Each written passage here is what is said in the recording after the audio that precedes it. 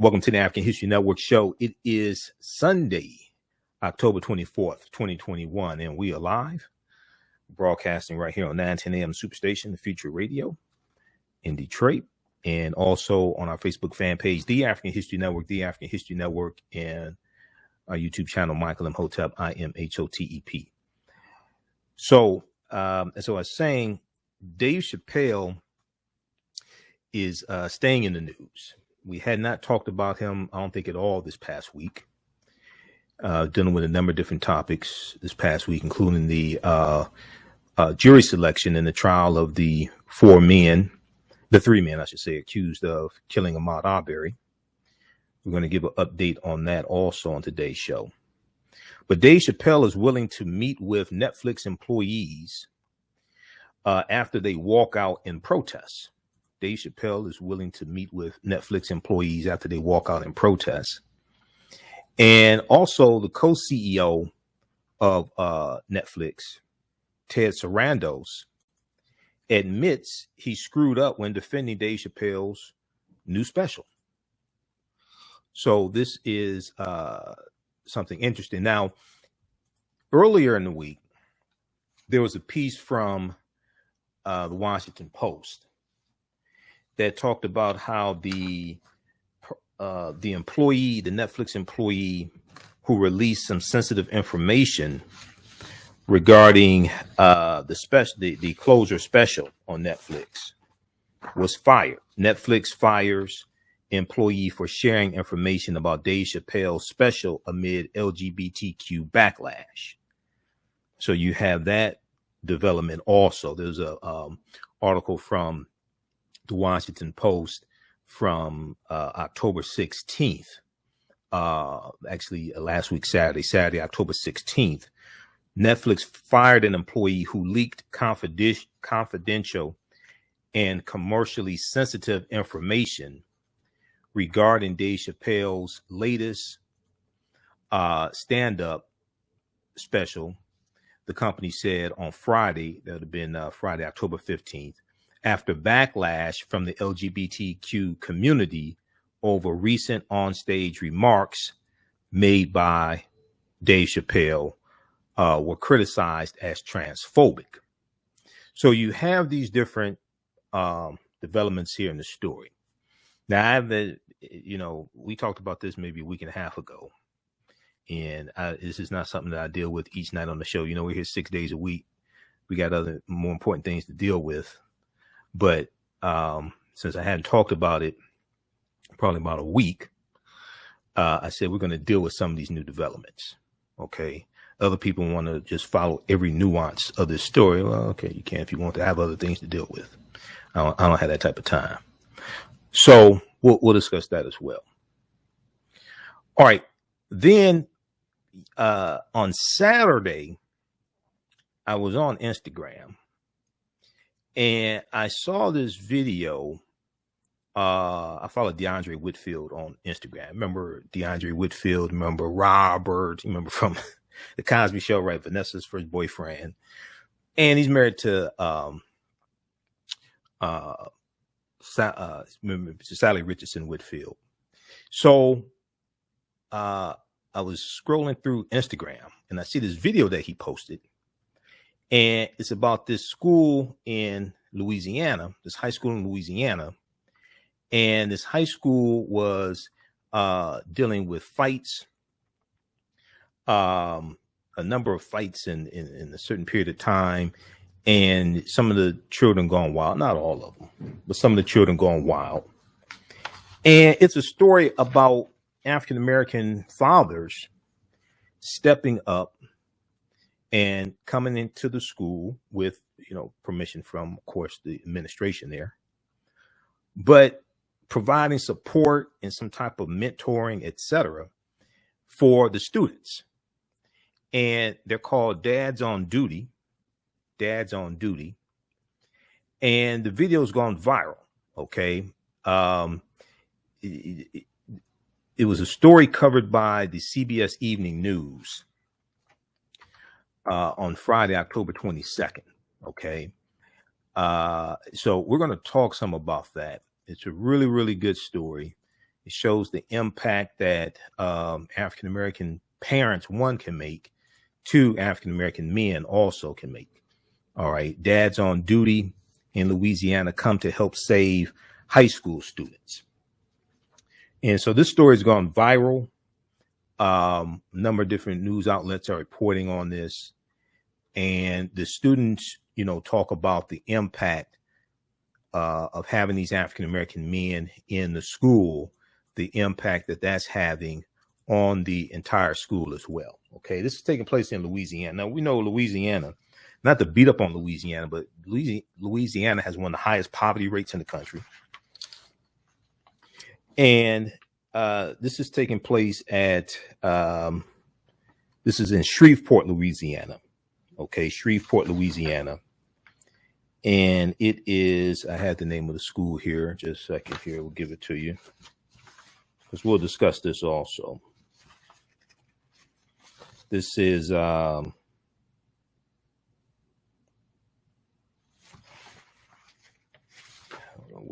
I have it here somewhere, but we'll give you that information. All right, so we'll discuss that as well. Shreveport, Louisiana. Southwood High School. Southwood High School in Shreveport, Louisiana. And they're making a huge difference. There's 40 of them, about 40 of them right now. And one of the things they want to do is start chapters in other cities in Louisiana, in other schools in Louisiana. And this is showing the impact that African American men can make, parents in general, specifically African American men can make. Okay, so we'll talk about this story as well. And then we'll give an update on what's going on in the trial of the three white men accused of killing Ahmaud Arbery. And jury selection continues in this trial. So we've been talking about this pretty much each night here on the show. Jury selection continues. Now, we know Friday there was the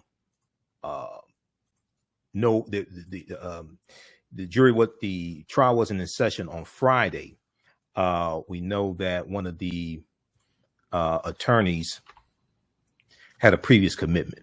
Okay, so trial was in recess on Friday, but we see the jury selection is taking longer than people originally thought, which I've said each night here on the show. I've said, look, you don't have to rush this. Okay, the defendants are not going anywhere. The three white men accused of killing Ahmaud Arbery, it's not like they have an appointment to make or something like this. You don't have to rush this. You want to take your time, get the correct jury that's going to look at the evidence, not make decisions based upon social media, but look at the evidence and come to the right conclusion. Okay, we know that 1,000 jury duty notification notices went out, and the first week of jury selection just concluded. We know that it was expected that they would go through 600 prospective jurors. They weren't able to get through 600. So this is going to take longer. Okay, so we'll discuss this as well. And then the Civil War documentary is going to air on MSNBC today. We're going to talk about that on Monday's show. I was thinking we were going to talk about it today, but no, we can't talk about it today. So we'll talk about this on Monday's show. And it deals with the Civil War and the Reconstruction era, what happens after the Civil War ends, and how, most importantly, it deals with how the way the Civil War is taught differs depending upon which section or which region of the country you live in. And it's dealing with how a lot of the history that's been taught about the Civil War is incorrect and how it negatively impacts us today. And, you know, I teach an online class on Saturdays from the Civil War to the Civil Rights Movement and Black Power, 1865 to 1968. Taught the class yesterday. We had a really good class. And the January 6th insurrection is a continuation of the U.S. Civil War. The January 6th insurrection is a continuation of the U.S. Civil War. You can draw a direct line, direct connection. And we saw that one of the idiots, one of the insurrectionists, was in the U.S. Capitol building with the Confederate battle flag of Northern Virginia under General Robert E. Lee's army that he thinks is the Confederate flag, because it's not the Confederate flag. There were 3 flags that flew over the Confederate States of America from 1861 to 1865. The flag that's on the General Lee car, okay, on the Dukes of Hazzard, and is named, the car is named after General Robert E. Lee, a white supremacist slave owner who committed treason against the Union and took up arms to maintain slavery. But that's another conversation. The flag that's on top of the General Lee car on the Dukes of Hazzard TV show is not the Confederate flag. That's the Confederate battle flag of Northern Virginia under General Robert E. Lee's army. And that's the same flag that the idiot was, one of the idiots had during the insurrection and took it into the U.S. Capitol building. That didn't even take place during the Civil War. That U.S. Capitol building hasn't been breached since the War of 1812. And that was Great Britain that did that. So we'll discuss that as well. Now, on the African History Network show, we focus on educating, empowering, and inspiring people of African descent throughout the diaspora and around the world, because right now it's corrects wrong behavior. What you do for yourself, what you do to yourself, and what you allow other people to do to you and get away with is based upon what you think about yourself. What you think about yourself is based upon what you've been taught about yourself. What you've been taught about yourself is based upon everything you've read, heard, and seen about yourself. So when you control the radius of a man or woman's thoughts, you can control the circumference of his or her actions, because the mind can't do or teach what it doesn't know. Coming up here on the break, 313-778-7600 is the call-in number if you have a question or comment. You listen to the African History Network show. I'm Michael Imhotep. We'll be back in a few minutes. Black on Purpose Television Network. Yes, Black on Purpose Television Network. All black, all positive, all the time. The largest black-owned streaming television network in the world, bringing our people together worldwide. Controlling our messages, our story, our way. Black TV the way it should be. Black music, Black history, and more. 30+ channels, thousands of shows. Black on Purpose Television Network. Subscribe now. Politics, education, economic empowerment, entrepreneurship, relationships, love, sex, health issues, and much, much more. Unfortunately, many people confuse what racism is. Racism is a power structure. It was laws and policies that put us in this predicament. It's going to be laws and policies that take us out. So when you control the radius of a man or woman's thoughts, you can control the compass of his or her actions, because the mind can't do or teach what it doesn't know. We have it all on 910 AM Superstation. 910, the Superstation, the oldest radio station in town since 1922. Welcome back to the African History Network show right here on 910 AM Superstation Future Radio. I'm your host, Brother Michael Imhotep. It is Sunday, October 24th, 2021, and we are live. Hope everybody's doing well. Calling numbers 313-778-7600. 313-778-7600 is the call-in number if you have a question or comment. Right before the break, I was letting you know you can still register for the 10-week online course that I teach on Saturdays, from the Civil War to the Civil Rights Movement and Black Power, 1865 to 1968. This is a 10-week online course. We deal with history leading up to the Civil War, starting with the Louisiana Purchase of 1803. Yesterday in class, we talked about the Dred Scott case of U.S. Supreme Court case March 6, 1857, as well as the Missouri Compromise of 1820 and the Kansas-Nebraska Act of 1854, because those come into play in the Dred Scott case as well. So those are a few of the things we talked about in class yesterday. As soon as you register, you can watch yesterday's class, and we do the sessions live. All the sessions are recorded. You can go back and watch it anytime. This is a 10-week online course. It's on sale right now, $70, regularly $130. And even after the class is over with, you still can watch the full course. Okay. I want to go to our first story here. And this is an update dealing with what's going on with Dave Chappelle. The backlash from his closer special on Netflix that we've talked about here before. So in case you haven't heard, there was a rally on Wednesday. Okay. Wednesday, October 20th. And you had hundreds of protesters arrived at Netflix's Vine Street office on Wednesday morning, October 20th, to rally support the transgendered employees that work at Netflix. There's a big article about this from Hollywood Reporter. Now, I'm going to connect this. When I was on Roland Martin Unfiltered a couple of weeks ago, because Roland had us this past Friday, he didn't have any panelists on. We didn't have a panel Friday, so I wasn't on. He was in, I think, Los Angeles or something. He was on location, so he had a special show. I should be back on this Friday. Well, when I was on a couple of Fridays ago, we spoke with David Johns of the a National Black LGBTQ organization, and they're one of the groups calling for the closer special to be pulled from Netflix. And David Johns added more context in 30-second to 60-second sound bites that you may get in mainstream media. But I'm going to connect this to the mistreatment of African Americans, especially dealing with negative corporate controlled hip hop and stereotypical images that we see of ourselves in the media. Should African American employees at these corporations, did they stage a walkout also?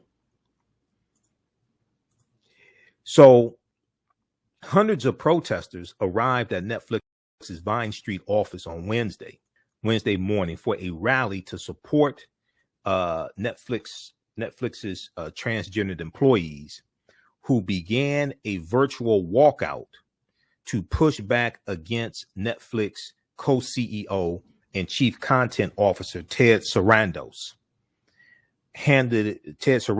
handling of Dave Chappelle's latest comedy special, The Closer. Okay, so they staged this walkout in response to how the co-CEO of Netflix, Ted Sarandos, handled this.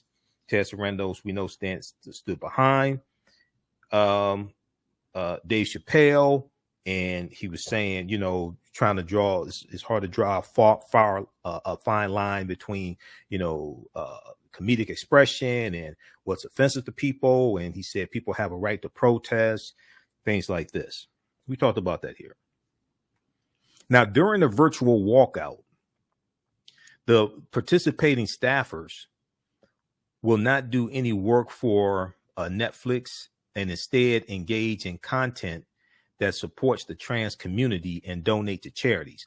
The walkout coincides with a public rally organized by the activist Ashley Marie Preston that relocated to Netflix's office on Vine Street to accommodate more people. Okay, now it was Ashley Marie Preston.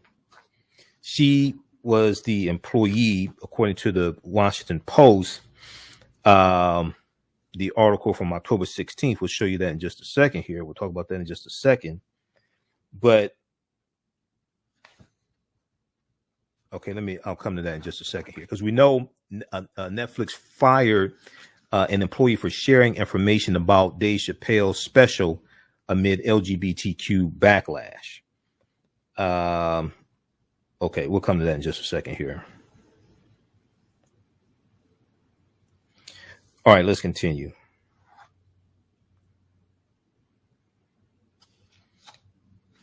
Okay, now, B. Pagels Minor, the former Netflix staffer who was fired last week for allegedly leaking confidential information on the Chappelle special, appeared at the rally to support the walkout. Now, Padgels Minor has denied leaking sensitive information. Quote, as most of you know, I'm 33 weeks pregnant. And when I thought about why I was participating in, it's that my son does not grow up with content that hates me, end quote. Padgels Minor said, I want my child to grow up in a world where they see that their parent, a Black trans person, because I exist, contrary to what the special says, contrary to what many people say, that I am valued and I am an important person as well. That I am valued and I am an important person as well. Now, Padgels Minor, a former leader of the Netflix Trans Employee Resource Group, I didn't know they had one, then read out the letter of asks or requests to Ted Sarandos, co-CEO of Netflix, a list of requests from the employee group. Included in the list were requests that Netflix create a fund for non-binary and trans talent, revise internal processes for reviewing potentially harmful content, add disclaimers on shows with transphobic content, and acknowledge the harm Netflix has caused to the trans community, particularly the Black trans community. Other requests included creating a fund for trans and non-binary talent, both above and below the line, increasing the trans employee resource group's involvement in conversations and potentially harmful content, and recruiting trans, especially trans, BIPOC, Black, Indigenous, people of color, BIPOC. I don't like that. It sounds like Tupac, but okay. Especially trans, African American, Indigenous, people of color, etc., people for executive positions at Netflix. So, okay, so they have this protest, and this got a lot of this walkout, this protest. This got a lot of media attention. I was watching this on Wednesday, and I'm sitting there looking at it, and I'm like, well, should African American employees at media companies that put out negative corporate controlled hip hop, like maybe Atlantic Records, because Atlantic Records is that they're the ones that put out WAP by Cardi B and Megan Thee Stallion. Yeah, there's white corporation financing a music video and music that promotes prostitution and dehumanizes African American women, things like this. The bass line of the song says there's some whores in this house. It's repeated 79 times. The only people in the house are of African descent except for one white woman, Kylie Jenner, and white people created an online petition that Kylie Jenner be digitally removed from the video because you only protect what you respect. You only protect what you respect. They didn't say get rid of the video. They said take this white woman out. You Negroes, you can stay in there. You can stay in the Negroes and stay in the whorehouse. That's fine. We want to rescue this white woman. You only protect what you respect. So I'm like, well, wait a second, hold on. Because as it is now, and you can go back and check my record. We've been dealing with negative corporate controlled hip hop for years, and negative images of African Americans in the media for years. Here on this show, one of my first lecture series was called "The Media's Deliberate Destruction of the African American Family." See, so what I find interesting is that, and Dave Chappelle talked about the baby. Now he got it wrong about the babies, that incident where the baby shot and killed somebody, because that did go to court. A key witness did not show up. The case was dismissed, And it really appears as a case of self-defense. We talked about that here on the show. We pulled up an article from a local newspaper there in the area that the killing took place. And this appeared a situation where this person pulled out a gun on the baby, and the baby said that this person tried to kill him. So he defended himself. He was with his children and the mother of his children. So that it appeared that was a incidents of self-defense that was left out of Dave Chappelle's narrative. But what's interesting is that if you look at the baby for just a second, not to pick on him, because the real people who are at fault are the white people who finance this, because they know better, because they won't allow white artists to do the same thing that they allow African-American artists to do. They won't allow white artists to dehumanize themselves the way they allow African-American artists to do. Okay, because you only protect what you respect. And they understand that if white artists do this, it will influence white children. They don't want to do that. It would negatively influence white children. They don't want to do that, because whatever is disseminated becomes imitated. They understand this. So when you can put out negative corporate controlled hip hop and get NAACP awards or Grammy awards, BET awards, American Music Awards, and not have protests, not really have protests and things like this behind it, what message does that send? That sends a message that it's acceptable to dehumanize African Americans. That sends a clear message. Not only is it profitable, but it's acceptable. You're going to be rewarded for dehumanizing African Americans. And the LGBT community, now, so if we go back and look at what happened, the baby is on stage and he does a 2-minute rant that members of the LGBT community said is homophobic, transphobic, things like that. He gets disinvited from festivals where he's contracted to perform and they're going to pay him.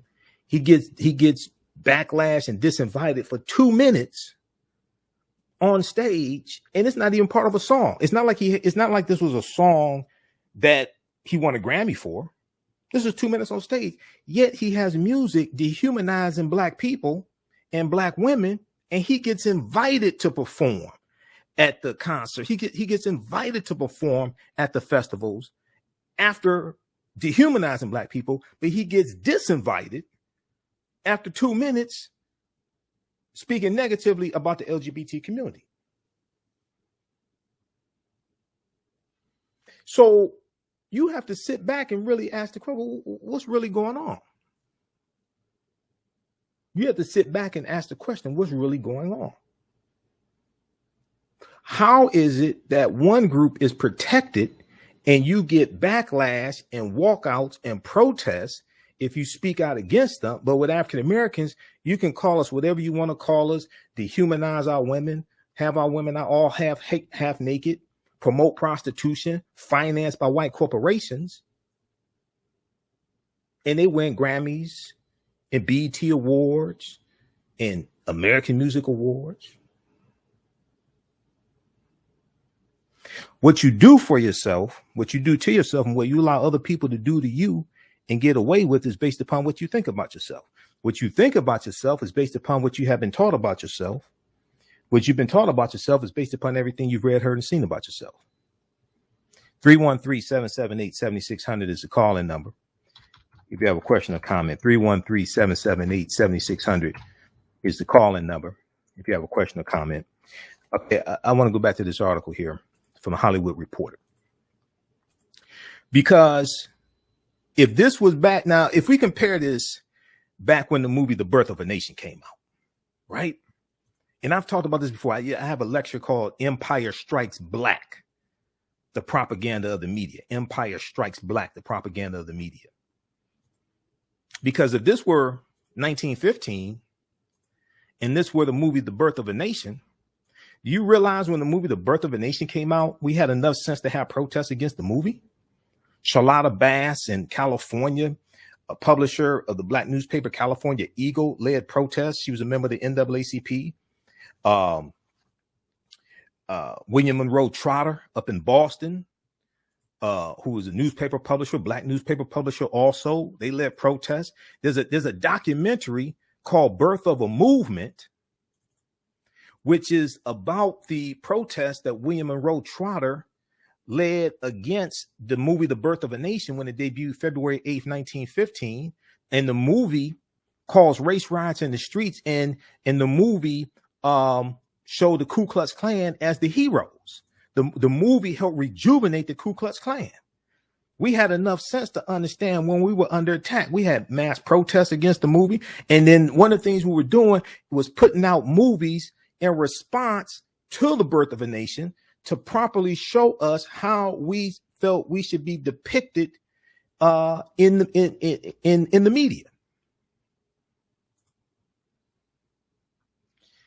If you look at, let's go to this quickly here.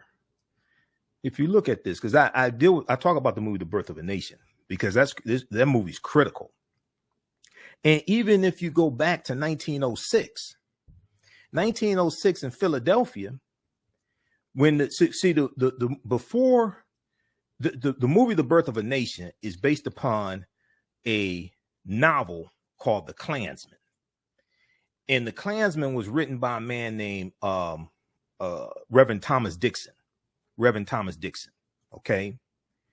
The movie The Birth of a Nation inspires the rejuvenation of the Ku Klux Klan by another reverend named Reverend William Joseph Simmons, who's a white Methodist minister. He rejuvenates the Ku Klux Klan after seeing the movie. So he rejuvenates it in October 1915.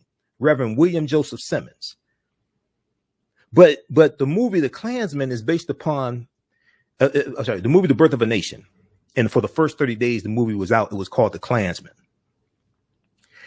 And it's based upon a novel by Thomas Dixon, Reverend Thomas Dixon. Well, before it was a movie, it was also a play that traveled around to different cities. And when the play came to Philadelphia in 1906, there was about 3,000 African Americans protesting against the play, because we knew it was detrimental to our existence, and we knew whatever's disseminated becomes imitated, and we knew that if you had a play that dehumanized African Americans, it would continue to desensitize white people to our plight, who we are, and increase the violence against us. October 22nd, 1906, 3,000 African Americans demonstrated and rioted in Philadelphia to protest a theatrical presentation of Thomas Dixon's The Klansman.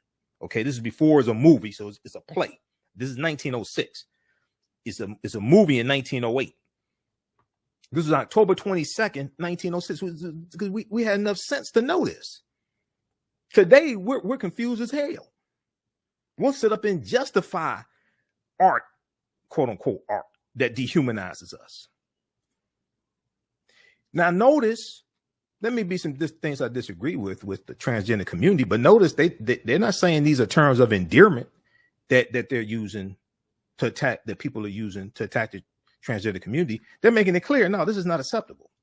They're protesting. They said this is not acceptable. They're not saying these are terms of endearment. Because the other thing that I said is that, well, wait a second, Dave Chappelle is using the N-word all throughout his comedy specials on Netflix, this one and the previous one and the one before that. And people are largely silent on that. I like Dave Chappelle, but why you have to call us the N-word? That's not funny. If you think the N-word is a term of endearment, I would argue that you are in an abusive relationship and you should get out. If you think the N-word is a term of endearment, I would argue that you are in an abusive relationship and should get out. Because other ethnic groups and races and things like this, they're more guarded about their images and the words used to describe them. And they don't tolerate things like this. What you do for yourself, what you do to yourself, And what you allow other people to do to you and get away with is based upon what you think about yourself. What you think about yourself is based upon what you have been taught about yourself. What you've been taught about yourself is based upon everything you've read, heard, and seen about yourself. So if you look at Before the Mayflower by Lerone Bennett Jr., in the back of the book, he has milestones in history. This is the 6th edition. It's falling apart. I need to get a new one. Page 514 deals with 1906, and it talks about October 22nd, 1906, and the protests in Philadelphia surrounding the Klansmen. We had sense. We had more sense back then. We have more education today and less sense. I'm not against education. I'm not against PhDs. I'm not against education, but we had more sense. We had a better sense of when we were under attack and being threatened. So you had mass protests. And if you research the documentary Birth of a Movement, it deals with the mass protests that William Monroe Trotter led. And Trotter was a member of the Afro-American Council, founded in 1898, and he was in that organization with Dr. W.B. Du Bois. TheRoot.com has an article from March 1st, 2015, when African Americans fought back against the birth of a nation. Okay, sorry. The name of the article is How Black America Rallied to Stop the Racist Film, The Birth of a Nation. March 1st, 2015 from TheRoot.com. And one of the things when you study the movie, and it's a 3-hour movie, it's a silent movie. It's on YouTube. You can watch it. You may have to drink a strong cup of coffee or something like that to stay awake. It's a silent movie. They have captions. The majority of the characters who were supposed to be African American were white people in blackface. Okay, in the movie. And one of the scenes in the movie, it depicts a black man trying to rape a white female virgin. This is in the movie. Okay, let me go back to this article here because we only have so much time here. 313-778-7600 is the call-in number if you have a question or comment. All right, so I want to go back to this article here from the Hollywood Reporter dealing with the mass protests that took place. Now, I'm trying to, so my question is, okay, so should African Americans that work at corporations, especially these white corporations that put out negative, dehumanizing images of African Americans and negative corporate-controlled hip-hop that dehumanizes, should they have a walkout also? Should we support the walkout? Should we call out those companies that put out music, put out videos that dehumanize us? Because we're financing our own dehumanization. They're using money that we spend with them to attack us. We're financing our own dehumanization. Netflix protest rally draws hundreds as staffers lead walkout over Chappelle's special. This took place Wednesday, October 20th. Okay, so now the rally drew in supporters of the trans Netflix employees, as well as those in support of Chappelle. But demonstrators who spoke with the Hollywood Reporter urged Netflix to listen to its trans employees and honor their request. Demonstrators who spoke with the Hollywood Reporter urged Netflix to listen to its trans employees and honor their requests. Quote, "It's important that Netflix listen to its employees. I'm here in solidarity with them," said Lily Weaver, an attendee not affiliated with Netflix who is trans. She told the Hollywood Reporter, "None of us are free until all of us are free. None of us are free. All of us are." Now, okay, so read the rest here.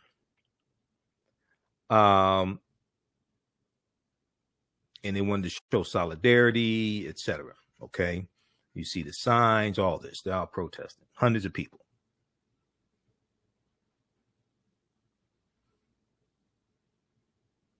Now, Ted Sarandos, the co-CEO of Netflix, told the Hollywood Reporter Tuesday evening, He said he still supports keeping the Dave Chappelle special on Netflix and doesn't believe it would be quote unquote appropriate to add a disclaimer to the show flagging potential harmful comments. He said, when we think about this challenge, we have to entertain the world. When we think about this challenge, we have to entertain the world. Part of that challenge means that you've got audiences with various tastes, various sensibilities, various beliefs.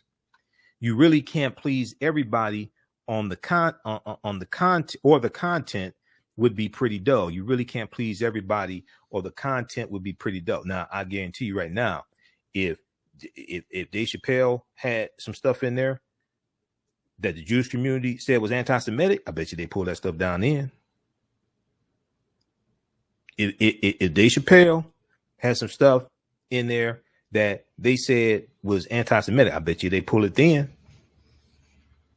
I bet you it'd be a different story. Quote, I don't think that the inclusion of the special on Netflix is consistent with our comedy offering. It's consistent with Dave Chappelle's comedy brand. I don't think that the inclusion of the special on Netflix is consistent with our comedy offering. It's consistent with Dave Chappelle's comedy brand. And this is one of those times when there's something on Netflix that you're not going to like. This is co-CEO Ted Sarandos of Netflix. Now later, we also know he put out a statement saying that he messed up as well. We're going to come to that in just a minute. Ahead of the walkout, Netflix also issued a statement to acknowledge the deep hurt that's been caused.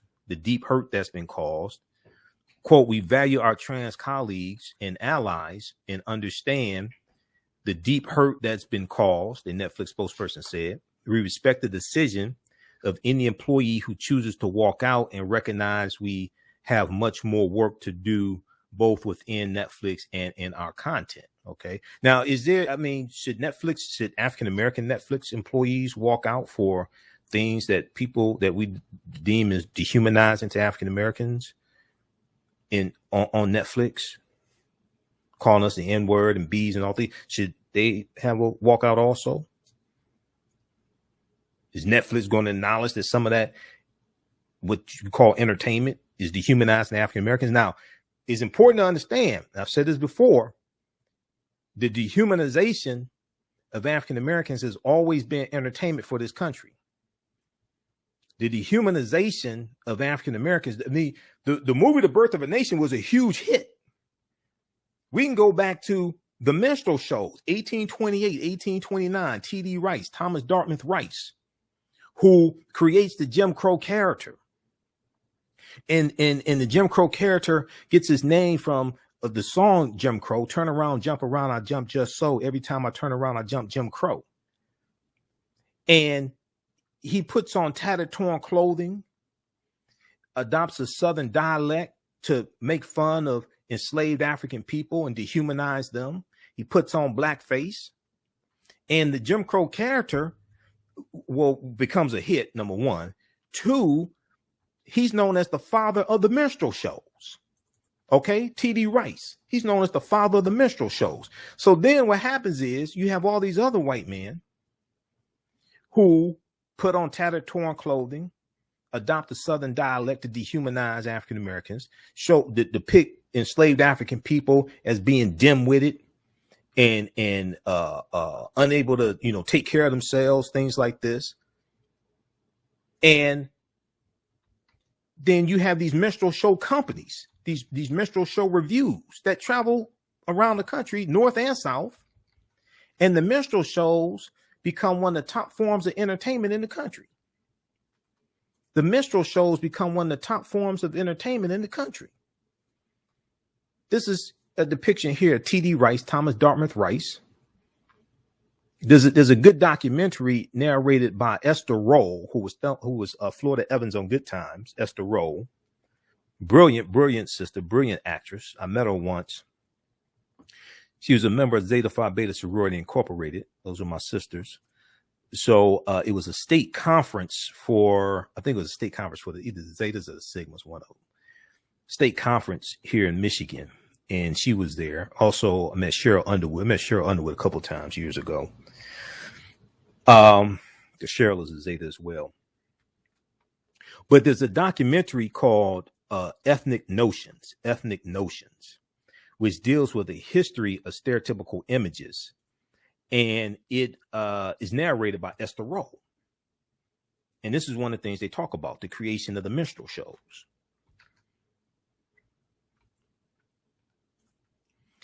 All right, now, so read the rest of this article here from the Hollywood Reporter. And then let's go quickly to this other one here. This other article here, Netflix fires. This is from October 16th.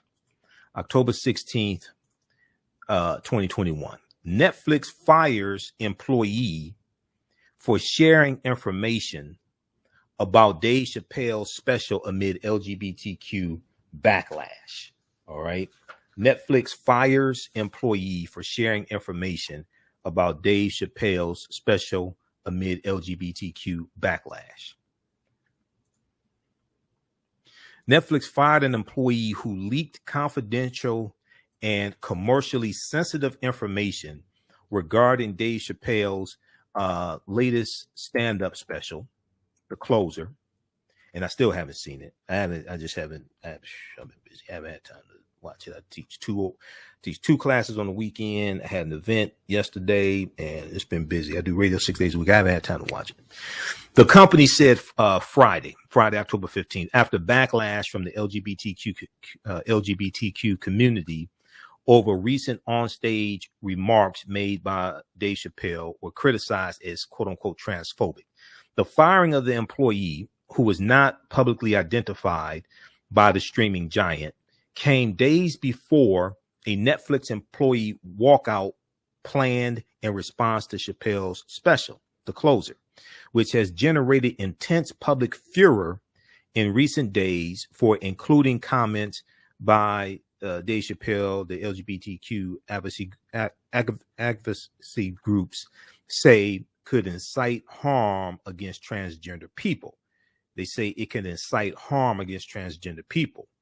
I would argue that when you have African-American women who are abducted and put into sex trafficking and things like this, I would argue that dehumanizing images and music that targets African-American women, I would argue that that helps incite violence against them and us as well, and African-Americans in general.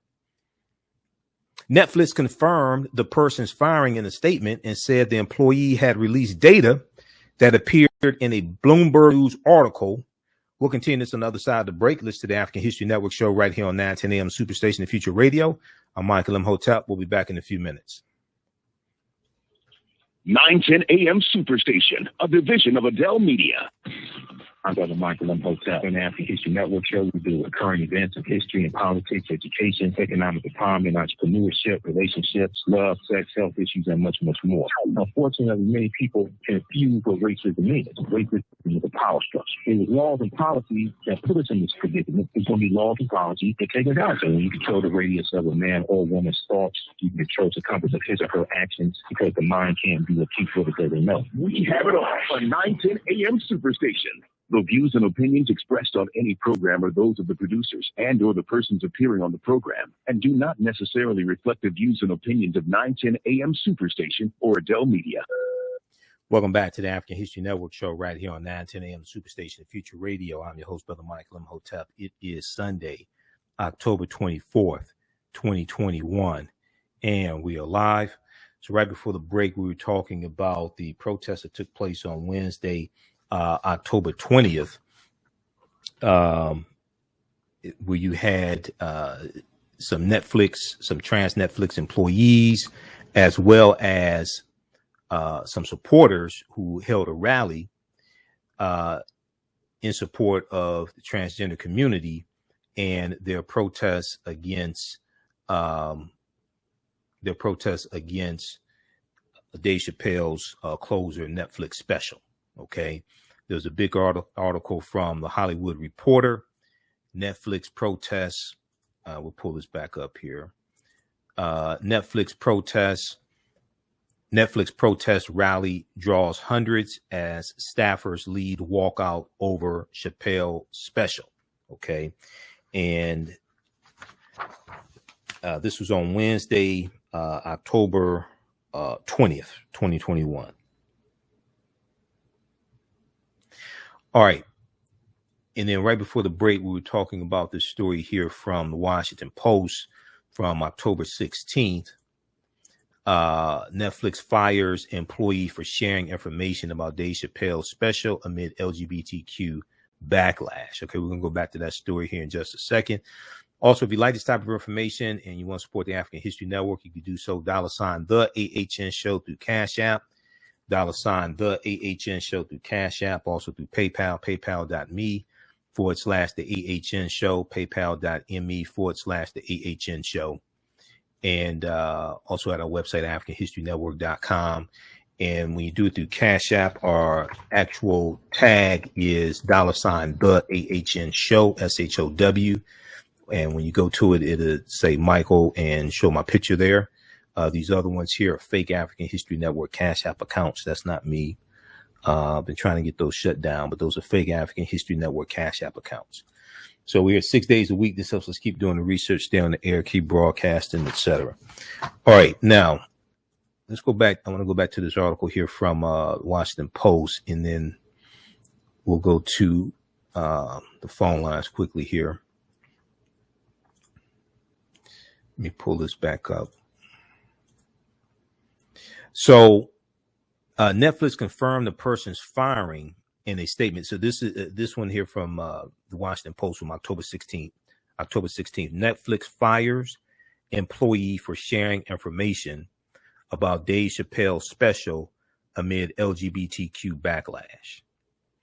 Now, Netflix confirmed the person's firing in a statement and said the employee released data that appeared in a Bloomberg News article, the business publication Bloomberg News article, detailing that the company spent $24.1 million on Chappelle's special, detailing that Netflix spent $24.1 million on Dave Chappelle's special. A review of the company's internal access logs pinpointed the information to a single person who, quote, admitted that they downloaded and shared sensitive company information externally. They admitted they downloaded and shared sensitive company information externally, Netflix said. Quote, we understand this employee may have been motivated by disappointment and hurt with Netflix, but maintaining a culture of trust and transparency is core to our company, Netflix said in a statement. The firing occurs at a tenuous time for Netflix. In the days since the release of the Closer, advocacy groups such as GLAAD and the National Black Justice Coalition have condemned the special and demanded that it be removed from Netflix's offerings. Jacqueline Moore, the showrunner of the Netflix series Dear White People,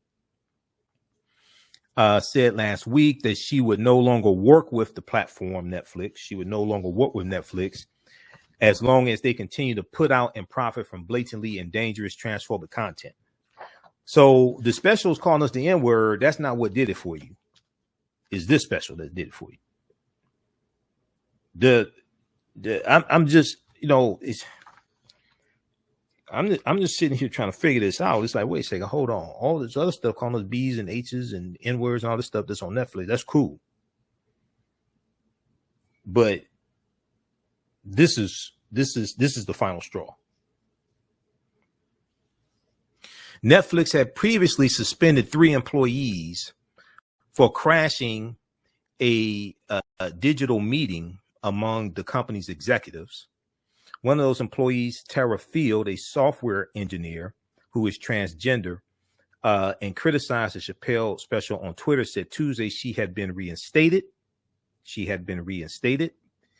Tara Field voiced her displeasure with the news of her coworker's dismissal. Now, those three suspensions were not related to protests regarding Dave Chappelle. That was something else. It just happened around the same time. It was, if I remember correctly, they joined it was like a Zoom call or something like that. They joined a meeting without permission or something like that. It was not related to the Chappelle protests.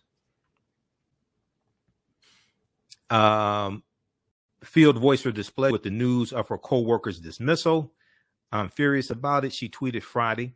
Now, during the special, Dave Chappelle joked about transgender genitalia and all different types of things like this. So you can read that. We've talked about that before. Since it was released on October 1st, Dave Chappelle's special, the special Chappelle 6 with Netflix, has at least 10 million views, according to the Associated Press, at least 10 million views.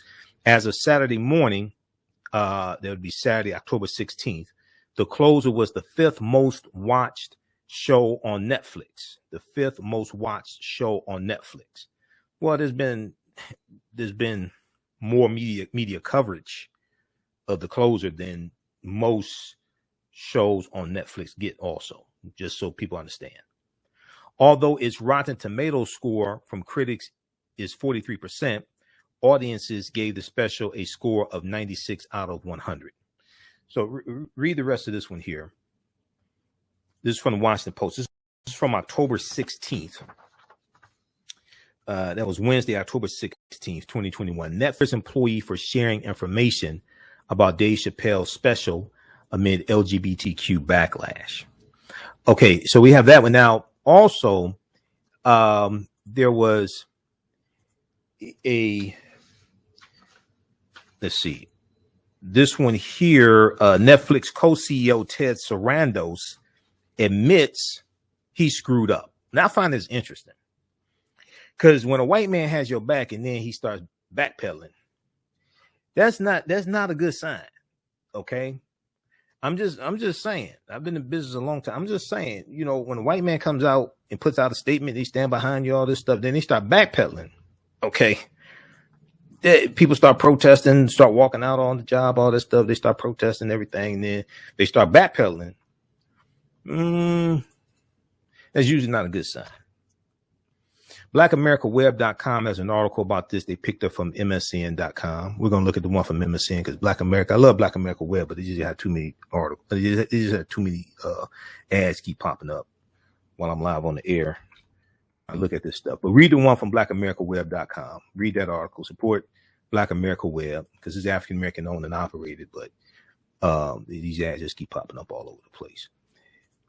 We're going to look at this one, then we'll go to the phone lines here. I screwed up. Netflix's Ted Sarandos addresses Dave Chappelle fallout. He's the co-CEO of Netflix. He said he screwed up. He's speaking out over continued criticism of the Dave Chappelle comedy special. Okay. Now this is from, this would be October 20th. It's probably Wednesday, October 20th. MSN.com. Look, MSN, do me a favor on your articles, put the date of the article. Put in 4 days ago. That's not good journalism. Please. That's one of my pet peeves, because you all know I'll always give credit to the outlet that publishes the article. And I give you the name of the article. I give you the outlet it's from, the news outlet, the date, all this stuff. Okay. 4 days ago. Who the hell does that? Don't do stuff like that. Please. Journalism 101. Put the date. And if you're really good, like Washington Post and New York Times, if the article is updated, you put a timestamp and the time and date that the article was updated as well. Netflix co-CEO Ted Sarandos is speaking out. Netflix co-CEO Ted Sarandos is speaking out over continued criticism of the Dave Chappelle comedy special, The Closer. Also a pet peeve, BlackAmericaWeb.com please stop having videos start up with the sound blaring. Like, at least mute the sound. Okay, please stop that. I know you're trying to get the ads. If you're gonna have the video play automatically, mute the sound. Don't just have the sound playing, because people pull up the article, it scared the hell out of them. On the eve of a planned employee walkout at the streaming giant, organized by trans and LGBTQ staffers, content creators, and allies, Ted Sarandos addressed numerous points related to recent jokes from Chappelle that have incensed the trans community and been labeled as harmful. So this took place right before the protest on Wednesday. Okay. Now, if MSN had MSN.com, if they put like the date here and the day, we would know that. Okay. But now we got to count back 1 day, 2 days, 3 days, 4 days. Okay.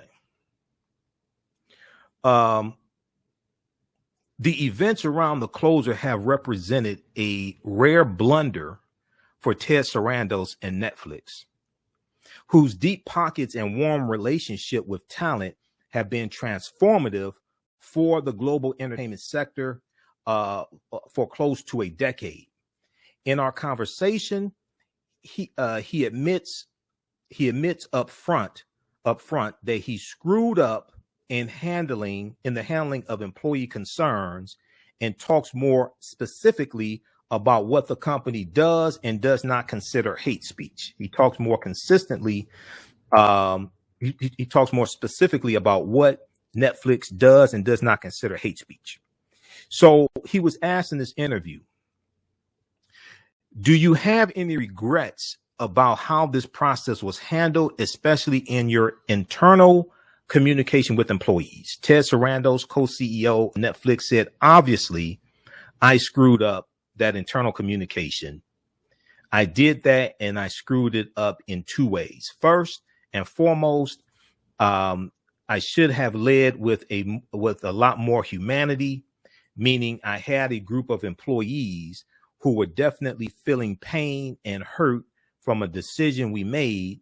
And I think that needs to be acknowledged up front before you go into the nuts and bolts of anything. Now, this interview was done before the walkout happened. It was on the verge of the walkout. They said that they were going to have this walkout, things like this. This interview took place before then. So he's changing his tune because the protest has intensified. So Ted Sarandos is changing his tune, and he's starting to backpedal. And I think that needs to be acknowledged up front before you go into the nuts and bolts of anything.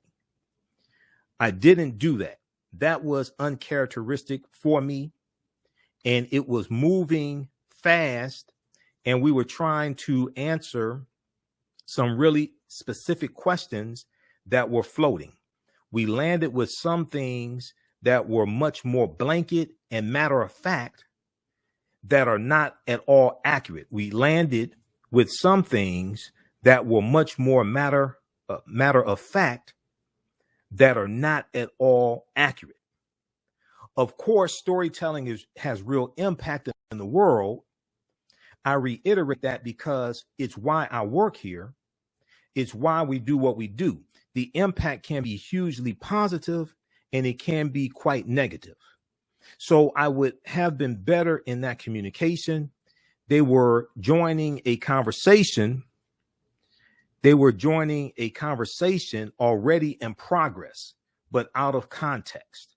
They were joining a conversation already in progress, but out of context. So I would have been better in that communication. But that happens that happens. Internal emails go out in all my communications. I should lean into the humanity up front and not make a blanket statement that could land very differently than it was intended. So then Ted Sarandos, co-CEO of Netflix, was asked the question, what is the protocol for defining hate speech at Netflix? What is the protocol for defining hate speech at Netflix? Now, question I would ask is, Ted Sarandos, what is it that you could say about African Americans that it get your stuff pulled off of Netflix? That's what I want to know. Like, where's the line?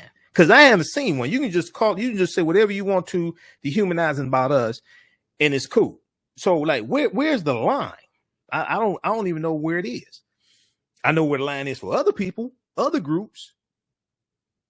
I know you can't get up there and say stuff about the Jewish community. I know where it is for other groups. Where is it for us? He was asked what crosses the line and what doesn't. Okay, so we'll come to that. Let's go to the phone lines very quickly, and we'll give you that answer on the other side of the break. Let's go to the phone lines very quickly. We have Jermaine that's by holding. Jermaine, welcome to the African History Network show. Thanks for holding, Jermaine. Tell us where you're calling from. Yes, sir. Calling from Manassas, Virginia. How you doing, man? All right. You calling from where? Manassas, out of Virginia. Virginia. Okay. Northern Virginia. Okay. Where General Robert E. Lee was in Virginia. All right. Go ahead. Yes, sir. So a couple interesting things. I was really trying to, I got on late, just kind of ran into your broadcast. Okay. And I couldn't really, detect where you really stood on as far as communicating back. But my own personal things about this, agreeing with the fact that, racial slurs, N-bombs, all that, these, all that is fine. Everybody's laughing at that. It's cool. Now, I don't have a particular issue with that when it comes to comedy because it's supposed to be a place where, it is the taboo of stuff coming out. Like, you expect that. I mean, you go back to the Richard Pryor, the Red Foxes, you know what I'm saying? Who else? Even before that, even Bernie Mac, the newer ones. That's what they do. They talk about stuff and say stuff that is beyond, politically correct, outside of the box. And that, that's a choice to go and watch that. So if people were able to walk out over every thing they saw on TV that they didn't like, I mean, that's a problem on its own. I think it's just people being opportunists and maybe some background issue with Dave personally. I don't know. Can't really speak on that. Or, hell, even on it himself, because it seems like a big stretch for them to come at him like this when, the story he told closing out about the lady that he had met and, him bringing her on and letting her open up and everything like that for him definitely showed, that where he stood on it, that's clearly what he was attempting to do is let them know this was comedy. And he still made a joke out of that. Even him mentioning lies. Yeah, so what Dave was saying is that Dave's real criticism is about white supremacy, and also he's made criticisms about white supremacy within the LGBT community, but the jokes he was telling, he wasn't trying to bring about harm to the LGBT community. He wasn't trying to bring harm or anything like that. But his real critique is a critique about white supremacy. Okay, we'll continue this on the other side of the break. Hold the line. Stand by. Hold the line. We're coming up on the break. Listen to the African History Network show right here on 910 AM, the Superstation of Future Radio. I'm Michael Imhotep. We'll be back in a few minutes. In the African History Network show, we deal with current events of history and politics, education, economic empowerment, entrepreneurship, relationships, love, sex, health issues, and much, much more. Unfortunately, many people confuse what racism is. Racism is a power structure. It was laws and policies that put us in this predicament. It's going to be laws and policies that take us out. So when you control the radius of a man or woman's thoughts, you can control the compass of his or her actions because the mind can't do or teach what it doesn't know. We have it all on 910 AM Superstation. 910, the Superstation, Detroit's only African-American talk radio.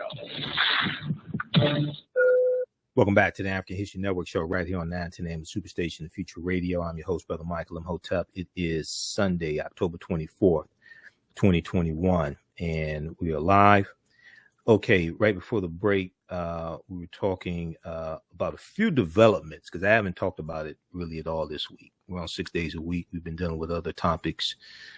Every time there's a new development, I don't deal with it, dealing with the fallout behind Dave Chappelle's Closer special on Netflix. We know there was a protest held Wednesday, October 20th. Hollywood Reporter has a big article about that. Netflix protest rally draws hundreds as staffers lead walkout over Chappelle's special. And then also we know that Ted Sarandos, co-CEO of Netflix, did an interview with, I think it was with NBC News, because MSN.com picked this up from NBC News. And Ted Sarandos talked about how he screwed up in the response in communicating with Netflix employees, okay, behind some of them protesting against the Closer special. Also, there was a article from Washington Post from October 16th, 2020. That was Saturday, October 16th. Saturday, October 16th, 2020, not Wednesday. Saturday, October 16th, 2020. Netflix fires employee for sharing information about Dave Chappelle's special amid LGBTQ backlash. Okay. And also, I want to, we've talked about this piece before, in understanding all this within the context of white supremacy and racism. And, just a couple of nights ago, we talked about how Black children make up more than 50% of minority children who are handled roughly or who suffer from police brutality, different things like this. We talked about that. It was a study that came out earlier this week. We talked about that a couple of nights ago on the show. Black girls are viewed as less innocent than white girls starting at age 5.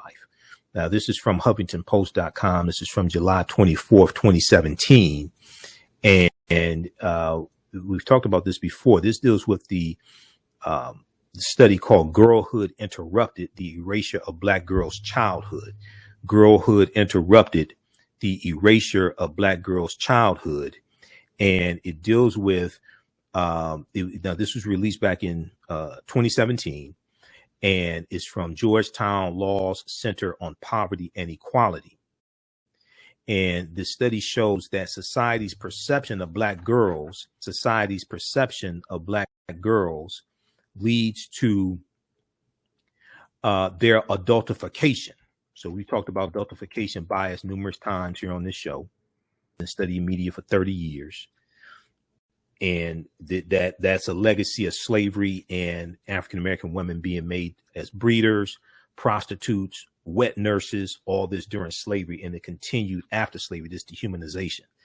The report shows that adults believe that black girls seem older than white girls of the same age, and that black girls need less nurturing, less protection, and less support and comfort than white girls. Okay. And that black girls need less nurturing, less protection, and less support and comfort than white girls. This study also found that people assume that black girls are more independent, know more about adult topics, and know more about sex than young white girls.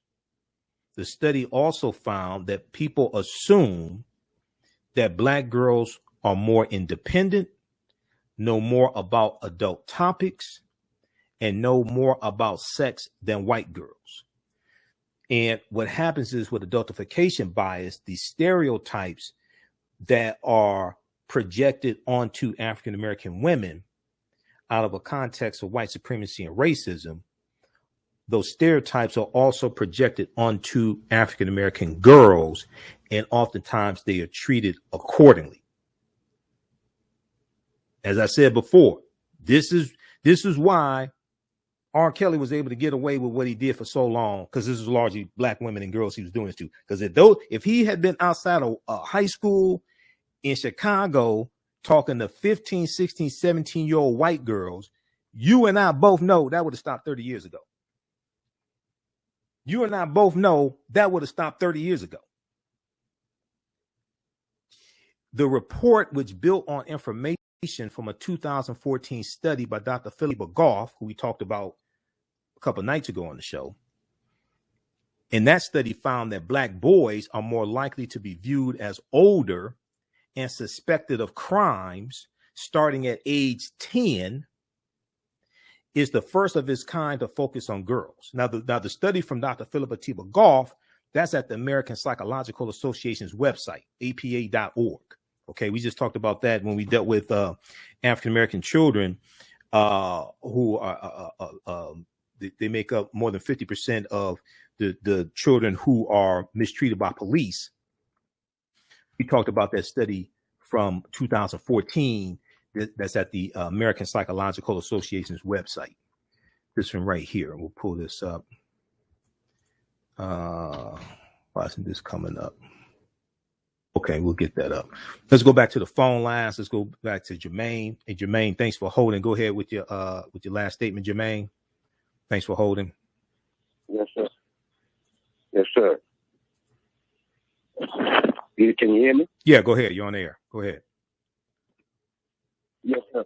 So you're talking about this, what you're talking about right currently now, as far as the study and everything, as far as no, I was saying go. I was saying go ahead with your last statement. We held you over so you could finish your statement and your comment. I was saying go ahead with your last statement. Yes, sir. Okay, the one thing, and I had actually typed it down too. As far as the whole classification to where I don't even know how many all the letters, but that community, that is upset. Should we then have the same objections and rights and backing when, I've had men that are obviously homosexuals that, blatantly will try to talk to you, hit on you, and, first, it's like, hey, no judgment, no offense, but that's not how I roll. And they will still be persistent in that way. So that's like sexual harassment. Yeah, that's like sexual harassment. Yeah, that's wrong. That's wrong. Just like if a man does that to a woman, that's wrong. It's also wrong if, somebody who's LGBT, if they do that to somebody that's heterosexual and you tell them, okay, hey, I'm not into that, and they keep doing it, that's sexual harassment. Also, that's wrong as well. Right, and that's never discussed, and it goes on. Mm-hmm. I'm sure a lot. I'm sure I'm not the only one. And so nobody talks about that. Yeah, it's discussed very little. Why are you feeling that? It's discussed very little. So what has to happen more so is that people who are victims of that type of sexual harassment there has to be an environment where they feel more comfortable talking about it and not being ridiculed, being embarrassed to talk about it. Because some of them, it happens. Some of them may not want to talk about it because they feel embarrassed, because it happened to them. Okay. You see what I mean? So when you start talking about things like that, it draws more attention to it and it makes people more aware of the frequency of those type of infractions. All right. Keep listening, Jermaine. Thanks for calling. Go ahead. Quickly. Go ahead. Okay. Read this one here from American Psychological Association. Black boys viewed as older, less innocent than whites, research finds. This was the study Dr. Philip Goff did in 2014. And in this study, we just talked about this a couple nights ago, Black boys as young as age 10 may not be viewed in the same light of childhood innocence as their white peers, but are instead more likely to be mistaken as older, like Tamir Rice, because he was 12 and they thought he was 20, but are instead more likely to be mistaken as older, be perceived as guilty, and face police violence if accused of a crime, according to new research published by the American Psychological Association. This was a study from 2014. So read that as well. Okay, let's go quickly back to the phone lines. Let's go to, I think this is Dave. Dave, welcome to the African History Network show. Thanks for holding. Tell us where you're calling from, Dave. I'm calling from Hampton Roads, Virginia. How you doing, Mike? All right, how are you? I'm doing great. It's good to hear you doing your thing. Yeah, to get right to the point about the Dave Chappelle thing. First of all, I enjoyed the show. Thanks. It was very good. I can't wait to you see it so you can give it a little more in-depth review. Right. I know you'll be pretty good at that. But also, I think he tried to address a couple of main things.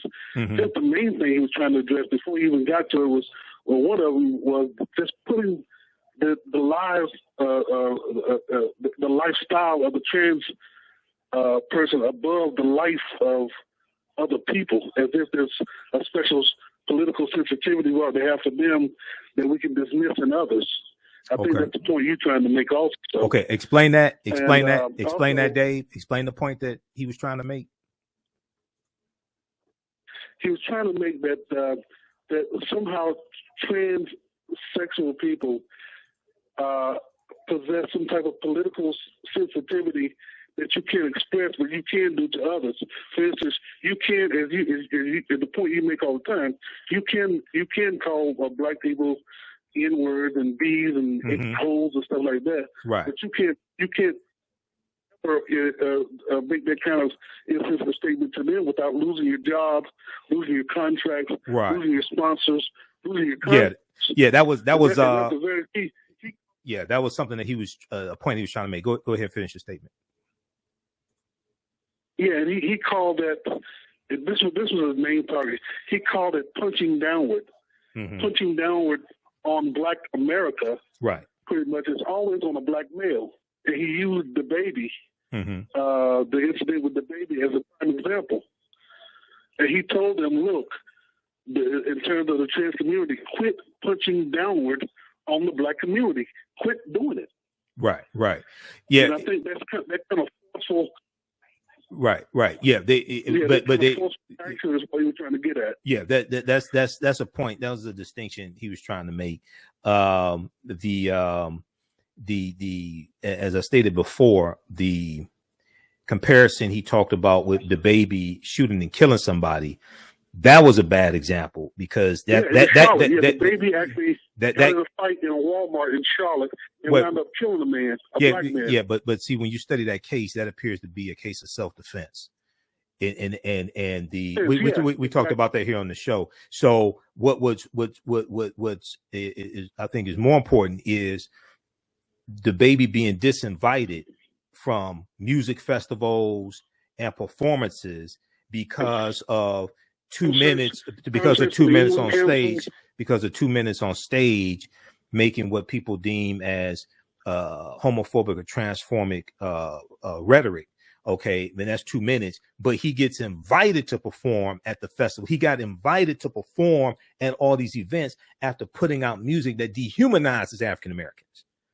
You invited him and you knew he had music that calls the N-word and B's, all this stuff.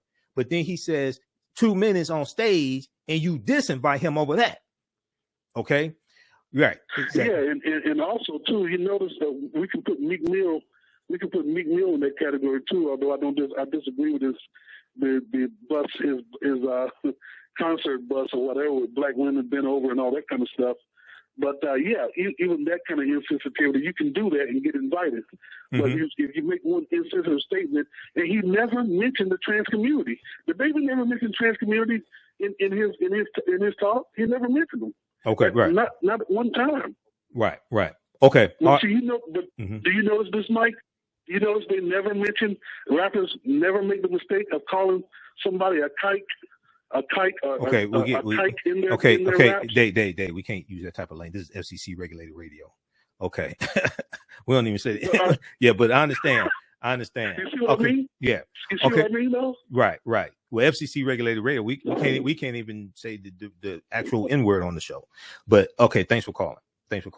Oh, so see what I mean? Okay. This is FCC. That's exactly my point. No. FCC regulated radio deals with racial slurs regarding anybody. FCC regulations deals with racial slurs regarding anybody. So we don't even use racial slurs dealing with African Americans. on this show. That's prohibited based upon FCC regulation. You can play Cardi B music where she say nigga every other word. Right. Yeah. Okay, Dave. Thanks for calling. I just said we can't say that on the air. Okay. Thanks for calling. When you deal with music that's played on the radio, that's FCC regulated. But when you deal with music that's put out by companies, that's not FCC regulated radio. That's not FCC regulated. What happens is other groups have enough self-respect. Other groups have enough self-respect to protest when dehumanizing images and music are put out. For instance, you go back to 1995 and Michael Jackson had a song called They Don't Really Care About Us. I think it was 1995. And he had a couple of lines that the Jewish community said was anti-Semitic. Okay, now he didn't mean anything negative by it, but Sony got so much pressure from the Jewish community that they removed all the CDs off the shelf, took those couple of lines out, and put it back on the shelf. Because you only protect what you respect. You had Ice-T, who had, years ago, he had a heavy metal band called Body Count. And he had a CD for the rapper Ice-T. It was on Law and Order. He had a heavy metal band called Body Count. And they had a song on their CD called Cop Killer. And the song was about killing the dirty cop, crooked cop, something like that. And he was saying, okay, this song, we're not talking about all police. We're talking about this particular one, or dirty cop, whatever.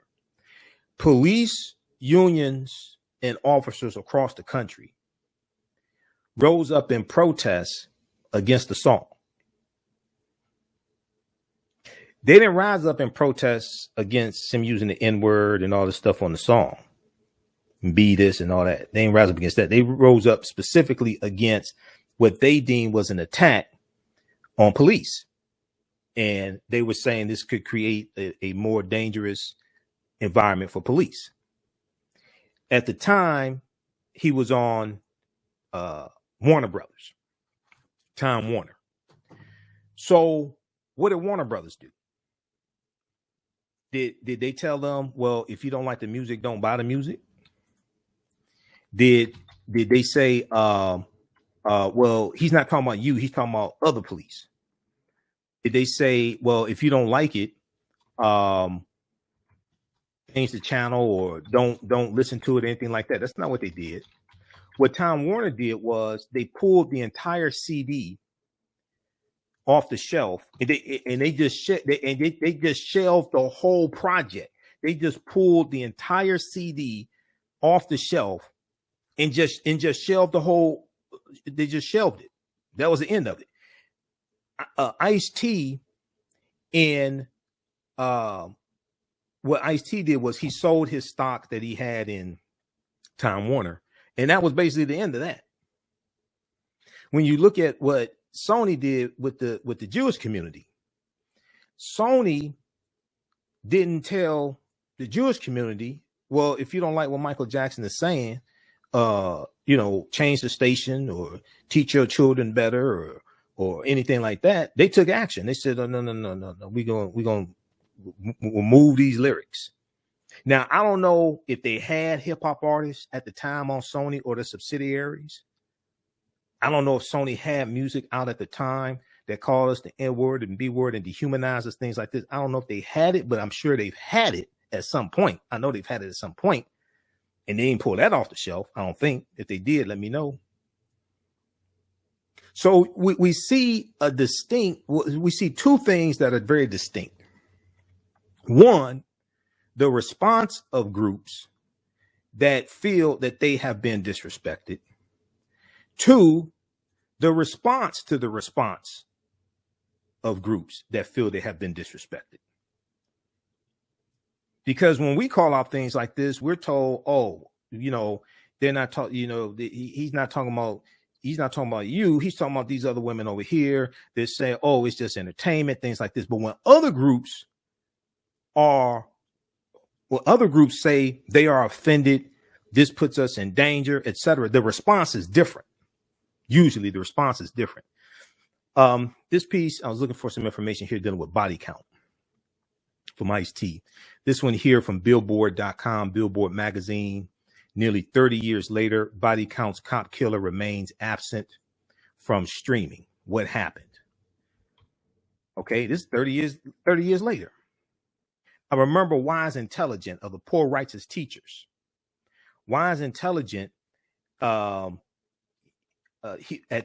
Savior's Day some years ago, for Nation of Islam, there was a workshop they had dealing with Islam and hip hop, things like this, like the influence of Islam on hip hop. And Wise Intelligent talked about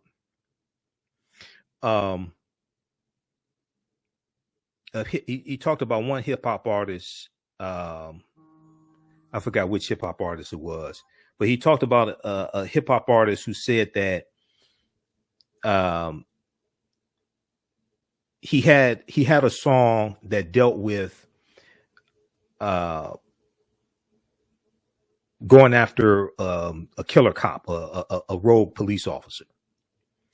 And he said Jimmy Iovine told him that he could not put that song on the CD. But he said they let him keep the other 14, 15 songs that talked about killing black youth. They let him keep that on the CD. But the song about the police officer, they wouldn't let him put that on the CD. So we see a clear distinction between what is allowed and what's not allowed. With us, these corporations, and this is something I'm talking about, we have to stop financing our own dehumanization because we spend money with them and then they put out music and media, etc., oftentimes that dehumanizes African Americans and adds to a atmosphere where you can dehumanize us. So Wise Intelligence said they wouldn't even let this hip hop artist put that on the CD. If we look at Nicki Minaj had a song called Only a few years ago. And in the interview, in the video for Only, Drake is in the video. I think today's Drake's birthday also. In the video for the movie Only, there is there's a uniform that the people are wearing that the Jewish community says resembles the Nazis in Nazi Germany. I'm gonna see if I can pull up this article here dealing with Nicki Minaj. So Nicki Minaj in the Jewish community said they were offended, etc. So Nicki Minaj puts out a tweet apologizing to the Jewish community, but she didn't apologize to the African American community for using the N-word in the same song. She apologized to the so let's look at this here from yahoonews.com. Your Black World had an article about it. We talked about it when it came out. Nicki Minaj apologizes for anti-Semitic images, lyric in video. Anti-Semitic images in lyric video. November 10th, 2014. Queen of Controversy, Nicki Minaj apologized for images in her lyric video Only. The Anti-Defamation League, the ADL, and Twitter viewers called the video anti-Semitic for several moments that draw comparisons to Nazism. The artist who made the video for Only was influenced by a cartoon on the Cartoon Network called Metallica Calypse. Nikki said in the post, both the producer and person in charge of overseeing the lyric video, one of my best friends and videographer, she said, Lucas, Loucas, happened to be Jewish.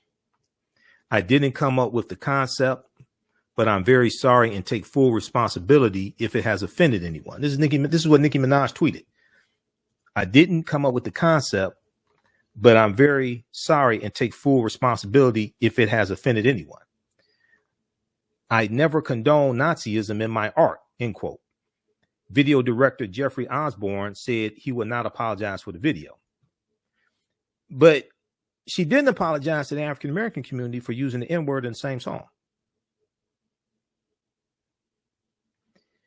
So she apologizes to the Jewish community because they're offended, some of them, by the uniform that's worn in the video that resembles a Nazi uniform.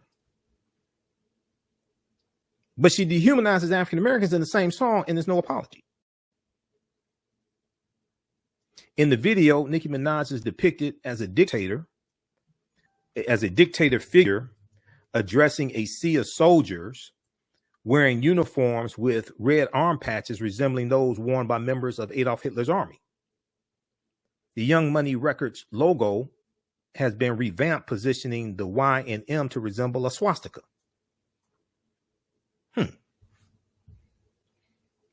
You see, you only protect what you respect. Read this one here. And then we know what happened with Rick Ross. When Rick Ross was on the song UONEO, I think it was, and he had lyrics that talked about putting a date rape drug in a woman's drink. Okay. And he had a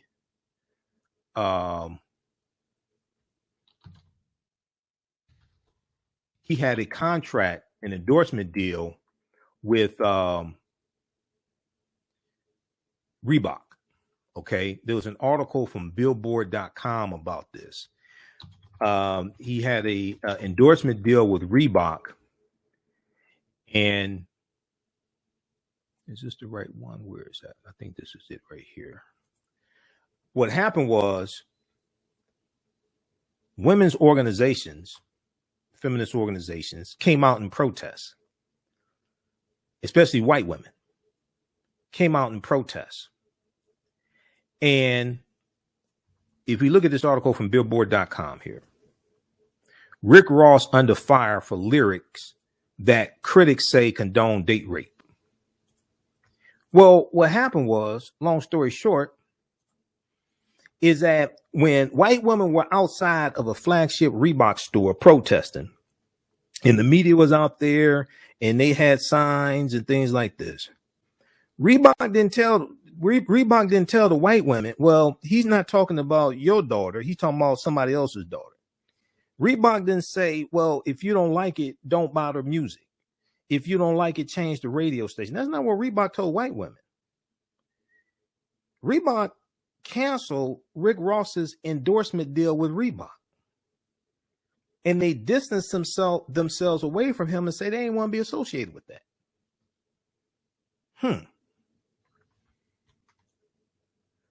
I just find that very interesting. They didn't see, Reebok didn't say, oh, it's just entertainment. Reebok didn't say it's not going to add to an environment where people think it's all right to rape people or do put date rape drugs in it. Reebok didn't say nothing. Reebok didn't say, oh, it's just entertainment. No, they canceled this Negro's contract. So we see that there's like clear standards for everybody else except us. We see there are clear standards. There are lines that you can't cross dealing with other people because they're protected, except us. All right, and so this is why we have to stop financing our own dehumanization. This is why we have to stop financing our own dehumanization, because if we continue to finance it, it will continue. if we say, hold on, wait a second, we're going to withdraw economic support from you until you act right, guess what? You can put a stop to it. Okay. Speaking of stopping, we're going to stop in a minute here. Let me go to this other article quickly here. This is from Yahoo News. Okay, we're going to go to clip 2. We're going to go to clip 2, Jalen. Dad's on duty. We're going to go to that right quick. Dave Chappelle is willing to meet with Netflix employees, but stands by his art. We'll talk about this off air in just a second. I want to get to this story. Great story out of Louisiana. Dad's on duty. Black men stepping up. Let's go to clip 2. Or clip 1. Clip 1. Dad's on duty. Clip 1. When the SOS went up at a troubled school, who answered the call? A bunch of DADs. Here's CBS's Steve Hartman on the road. Not many good news stories begin in such a bad news way. It happened last month here at Southwood High School in Shreveport, Louisiana. Plagued with violence. Over the course of 3 days, another fight. 23 students arrested for fighting. Massive police response. But strangely, there hasn't been another incident since. Perhaps in part because of this most unusual crisis intervention team. Nobody here has a degree in school counseling. No majors in criminal justice. Your qualifications are? With Dad, we decided the best people who can take care of our kids are who? For us. So Michael Imhotep started Dads on Duty. We're out doing what we do for our babies. A group of about 40 Southwood dads who now hang out at the school in shifts. Let's go. Today, any negative energy that enters the building has to run a gauntlet of good parenting. What's going on, buddy? You moving fast. I like that horse. I immediately felt a form of safety. We stopped fighting. People started going to class. How could that be? You ever heard of a look? A look? Dads have the power to do that? Yes. Not many people know it, but yes. Let's go, let's go. But it's not just the firm stares and stern warnings. Let's make it to class, my son. It's also the dad jokes. They just make funny jokes like, oh, hey, your shoe's untied, but it's really not untied. They hate it. They're so embarrassed by it. And it's that perfect mix of tough love and gentle ribbing that dads do so well that has helped transform this school. The school has really just been, like, happy, and you can feel it. Which is why the dads plan to keep coming to Southwood indefinitely. Because not everybody has the father figure at home. Or a male, period, in their life. So just to be here makes a big difference. Do you think you stumbled onto something here? Absolutely. Absolutely. Have a good morning. They'd like to start chapters of Dads on Duty throughout Louisiana. What's up, big boy? And hope to eventually take on the country. All right. Without a fight. Steve Hartman on the road in Shreveport, Louisiana. All right. That's a great story there. Those watching on Facebook and YouTube, keep watching. We're going to keep going for a couple more minutes. Also, if you like this type of information, you can support the African History Network, $ the AHN Show through Cash App, $ the AHN Show through Cash App. Also through PayPal, paypal.me/the AHN Show, or visit our website, AfricanHistoryNetwork.com. Be sure to register for the online courses I teach on Saturday and Sunday, from the Civil War to the Civil Rights Movement and Black Power, and then also understand the transatlantic slave trade, where they didn't teach you in school. We'll be back tomorrow. Right Now, it's Correct Wrong Behavior. It's not over till we win. Wakanda forever. We'll talk to you next time. Peace. All right, stand by. Okay, let's see. We'll be here for a couple more minutes. How's everybody doing? Okay, here's the link for the online courses as well. As soon as you register, you can watch the classes we just did this weekend. And we'll talk some more about this story, Dad's on Duty, tomorrow. I know we're going to go so long because there's a few different stories I had dealing with Dave Chappelle. But this is a great story here dealing with Dads on Duty. It's out of Louisiana. Louisiana has one of the highest poverty rates in the country. Let me see here. Okay. And CBS Evening News had the story. So I posted the video on our Facebook fan page, the African History Network. It's been viewed, I think, is over 4,000 times last time I checked. After a violent week of fighting in school that saw 23 students arrested in 3 days, Southwood High School parents knew something had to change. Some dads decided to take matters into their own hands. They formed Dads on Duty, a group of about 40 dads who take shifts, spending time at the school in Shreveport, Louisiana, greeting students in the morning and helping maintain a positive environment for learning rather than fighting, Now, I've heard different stories in different cities about something similar to this. A lot of times it has to do with the first day of school and parents volunteering to greet the students back to school and wish them a happy school year and things like this. Okay. This here is after the first day of school has happened. Okay.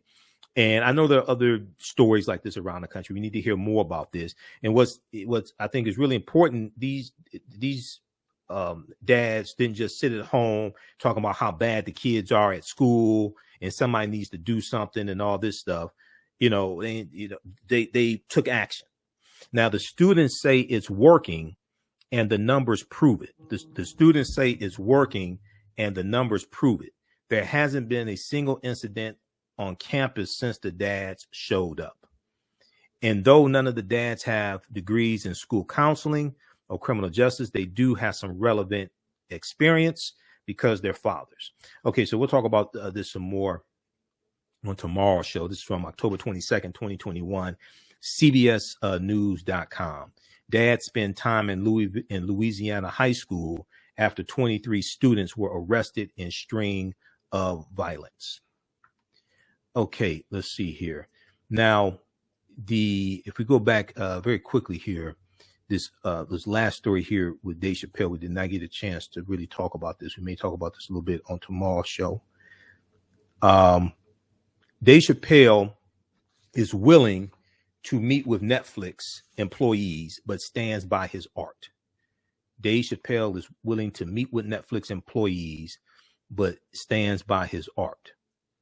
Okay. And as I said before, like this past week, we didn't even talk about Dave Chappelle. Though. We dealt with it week before last, but we dealt with it last Sunday, I think it was, or Sunday before last something, but we haven't dealt with this story. Dave Chappelle is speaking. Now, this article here is from October 22nd, 2021, from Yahoo Entertainment, Yahoo News, Yahoo Entertainment. And notice the difference. They didn't say 4 days ago. They have the actual date and the timestamp there. That's how you do it. Okay. MSN.com. That's how you're supposed to do it. Chappelle is speaking out after days. Is speaking out days after Netflix employees staged a walkout protest over his controversial comedy special. So we know that was Wednesday, October 20th, that the walkout took place. Chappelle says he's willing to meet with Netflix employees who are upset over his jokes. His representative notes that protest organizers did not reach out to him directly about the protest. Okay, his representative notes that protest organizers did not reach out to him directly about the protest. Quote, Dave stands by his art. A spokesperson for Dave Chappelle tells Yahoo Entertainment. Quote, both sides of the street are talking and Dave is listening. At some point when everyone is open, I'm sure our communities will come together. As Dave said in his special, quote, no more jokes about transgenders until we can all laugh together, end quote. Now, Chappelle's rep adds that neither she nor the comedian received any direct contact from Ashley Marie Preston. Ashley Marie Preston, the transgender activist who organized the walkout. Ashley Marie Preston. Preston told reporters she invited Chappelle, quote, to have transformative dialogue with us, and he has made it clear that is not of interest to him, end quote. Okay, but Chappelle's rep is saying they have not received any direct contact from Ashley Marie Preston.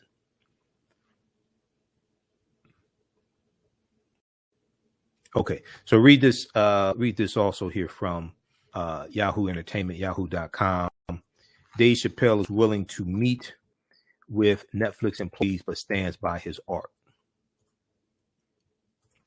Okay, on Monday's show, I know we'll talk about the Civil War documentary that's on MSNBC, and it's streaming also on Peacock, the Civil War documentary.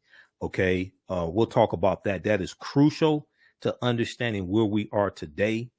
That's one of the reasons why I teach that class. It's a 10-week course, and it's a lot of work and a lot of preparation. But it's important to understand this history, what happened after slavery ended also, to understand where we are today. And this has a direct impact on the January 6th insurrection. That's a continuation of the U.S. Civil War, the January 6th insurrection. Okay, be sure to follow us on our Facebook fan page, The African History Network, The African History Network, and our YouTube channel, Michael Imhotep, IMHOTEP. You can, African American business owners also post the name of your business here on the thread of the broadcast. And we have a special promotion. You can advertise with the African History Network. Buy 1 month, get 2 months free. Buy 1 month, get 2 months free. Email us at AHNshow@AfricanHistoryNetwork.com, AHNshow@AfricanHistoryNetwork.com. We'll let you know how you can advertise with the African History Network. We can get you up and running right away. Buy 1 month, get 2 months free. We take your 30-second to 60-second commercial. It will run when we rebroadcast these shows, and it also runs in the audio podcast version of these shows. Also, we're on 10 different audio podcast platforms. We're on Castbox, Acast, FM Player, iHeartRadio, Blog Talk Radio, Stitcher. We're on 10 different audio podcast platforms also. Okay, so people will be able to hear the audio version of it, but also see your commercial when it airs during the rebroadcast. If you don't have a commercial, we can create one for you as well. Okay, so email us at AHNshow@AfricanHistoryNetwork.com if you want to advertise with the African History Network. I'm going to squeeze this in here dealing with Ahmaud Arbery. We'll talk about this more on the show on Monday. Okay, dealing with Ahmaud Arbery, because we've been talking about that pretty much each day and giving you an update on what's taking place. But Friday, court was not in session. Jury selection, the court was not in session on Friday. But the defense is complaining about protests that are taking place outside of the courtroom. Okay. And protests in support of the Ahmaud Arbery family and calling for justice and things like this. I want to go to this clip here from the Black News Channel. This is dealing with our protesters impacting jury selection in the Ahmaud Arbery case. Our protesters impacting jury selection in the Ahmaud Arbery, in the trial of the white men involved in accused of killing Ahmaud Arbery, I should say, not the Ahmaud Arbery trial. Okay. Everyone, no court action in the trial for the men accused of killing Ahmaud Arbery today. Jury selection will resume on Monday, but there are other matters that need to be addressed outside the court. And that's where we find BNC's Dre Clark. He is standing by live right now in Brunswick, Georgia. Good afternoon, Dre. Laverne, good afternoon. Members of the Transformative Justice Coalition, just wrapped up a walkthrough here in Brunswick, going through the neighborhood where Ahmaud Arbery's family was raised here. About 100 members of the coalition have been here all week long. Court is in recess until Monday morning, so they decided to go ahead and not assemble outside the courtroom, but rather hold a demonstration, a peaceful demonstration, and walk through the neighborhood here. Now, before court ended yesterday, one of the defense attorneys raised an issue that remains unresolved. This particular defense attorney is asking the judge to not allow members of the coalition to peacefully assemble on the courthouse lawn, claiming that their banners, their singing, and their signs is somehow negatively influencing the jury selection process. Now, the judge has yet to make a decision.